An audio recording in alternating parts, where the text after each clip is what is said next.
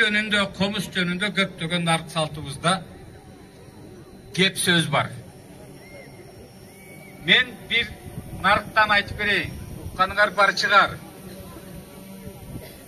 Жоокерчилик заманда кырды бычак болуп кырылышып отуруп, такыр элдеше албай, же бизди жеңе албай, душмандарыбыз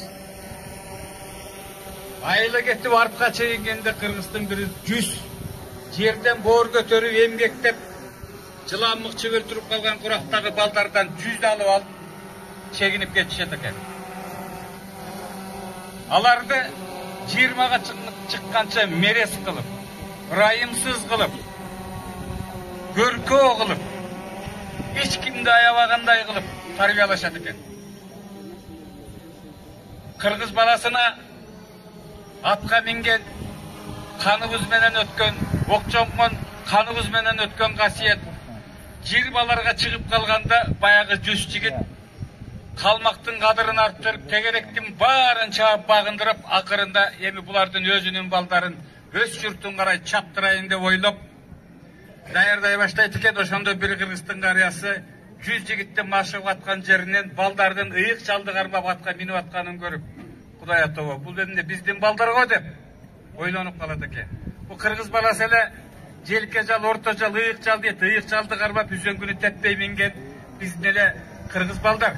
Ошолорго деп коркуп айылына келип элин чогултат экен. Элин чогултуп ушундай болуп атат. Өзүбүздүн кулундарыбыз 20 жыл мурда туткундалып кеткен балдарыбыз бизге кол салганы турат. А дегенде эми каршылык көргөзүп, биринчи тозотто баатырлар чыксын, мыктылар чыксын.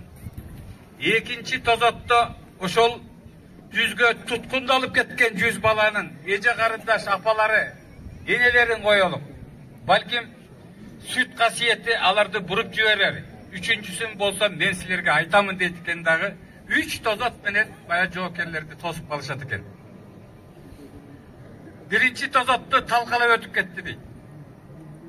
Баягы 100 жигит. Экинчи тозотко келгенде көркөө болуп, мерес болуп чоңойгон жигиттер баарын талкалап, апаларын, эжелерин, карындаштарын баарын талкалап, баштарын кесип, этегине түшүрүп, ден дароо кылып, баарын жинди кылып келип, 3-чү тозотко жакындаганда күү чертиле баштайт экен. Баягы сакал 3-чүдө тозотто ошол кыргыздын комузун черттирип, күү уламдан улам жаңырып, Дернай, Сурнай, Жезнай баары тартылып, комуздун күүсү күчөй баштагандан баштап, баягы баатырлар, баягы жигиттер ден дароо болуп, баштары мыкчып, аттардан кулап түшө баштайт экен. Күү ого өтер күчөгөндө калмактын канынын буйругун аткарбай, баш тартып, найзаларын кайра артын карай каратканда 100 жигит өзүн чапкыла деп буйрук түшөт экен. Ошондо 100 жигит кайра тирилип чыгып, аттарына ыргып минип, артындагы өздөрү ээрчитип келген душмандан барын тып-тыйпыл кылып талкалап, хандыгын тып-тыйпыл талкалап, кайра келатып, өстөрү баштарын кесип салган энелеринин этектерде салып алып издеп, кан какша уйлап, кучактап, жер мыкчып, анан журтка кайтышкан экен. Менен эмне айтып атам?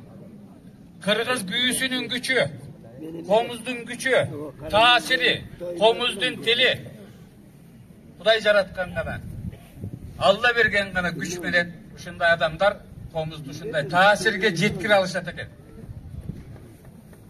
Мына атабыз, Караболду атабыз ушундай кара күүнүн залкары.